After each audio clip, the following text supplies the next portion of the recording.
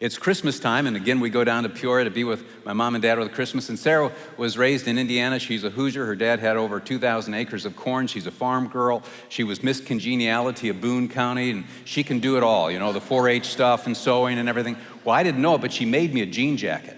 And this was her special Christmas gift to me, and it was that last gift that you give, right?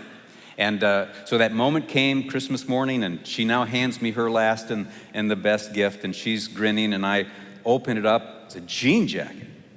And I put it on. I said, thank you. And I'm looking at it, and she said, you don't like it.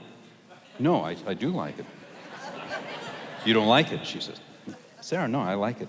You don't like it. I said, Sarah, why are you telling me that I don't like it? Because in our family, when we like something, we go, thank you, thank you, thank you, thank you, thank you, thank you, thank you.